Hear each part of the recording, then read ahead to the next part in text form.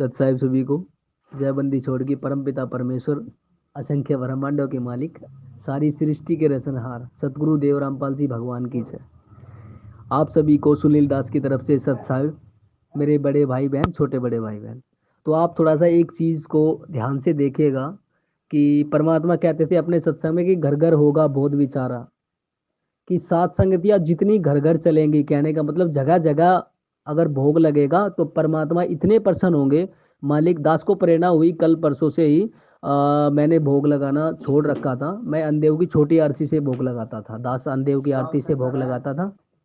और अभी जैसे ही मैंने 2 दिन से परमात्मा को अंदेव की छोटी आरती के साथ भोग लगाया, तो दास के अंदर एक ऐसा एनर्जी, मतलब एक ऐसी ऊर्जा महसूस हुई कि लगता है जैसे परमात्मा ने दोबारा जान डाल दी हो। तो देखिए, भोग लगाना बिल्कुल भी बंद ना करे। जो भाई बहन कहते थे ये भोग लगाना मनमाना आचरण है, तो उनको एक चुनौती है इस प्रकार की कि भोग लगाना बिल्कुल भी बंद ना करे, और ना किसी को भोग लगाना बंद करे, क्योंकि परमेश्वर के मार्ग को कोई नहीं रोक सकता। ये सत का मार्ग है। और जो कहते हैं ना, एक जगह भीड़ और एक जगह अकेला बंदा चल रहा है, तो इसका दास ये कह देता है, इसका मतलब ये है कि देखा देखी और भेड़ चाल कभी भी कामयाब नहीं होती।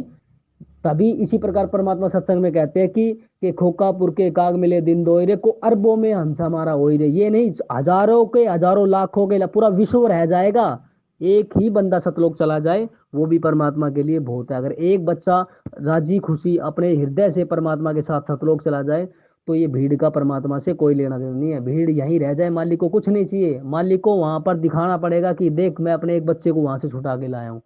तो ऐसा बिल्कुल भी अपने दिमाग से वहम निकालते कि परमात्मा कहते हैं जहाज के जहाज जाएंगे।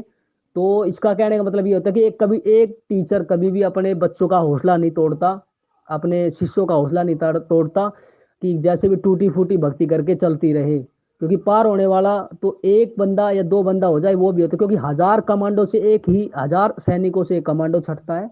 और हजार पेपर में एग्जाम में बैठने वाले, उसी हजार पे एग्जाम में बैठने वाले में से एक ही टॉपर निकलता है। इसी प्रकार भेड़ जाल से कोई मतलब नहीं है, सत का मार्ग है हर घर। अब दोबारा सात संगति मालिक दया, द्वारा मालिक दया बख्शेंगे। घर घर जितनी सात संगतियां होंगी, घर घर जितना भोग लगेगा, मालिक का गुणगान होगा, मालिक की महिमा गाई जाएगी। और दास तो यही कहता है कि भाई अपने अपने घर घर भोग लगाए मालिक का। और जब से दास ने भोग लगाया, दास की जैसे दोबारा जिंदा हो गया हो। और इस सच्चे सतमार्ग को जो रोकने की कोशिश करेगा, परमात्मा उसको वहां भेज देगा जहां उसकी पुश्ते नहीं, कभी पुश्ते भी नहीं सोच पाएगी उसको कहां से कहां भेज दिया गया। तो थोड़ा सा ध्यान से संभल के, इस सत्य के मार्ग को कोई नहीं रोक सकता।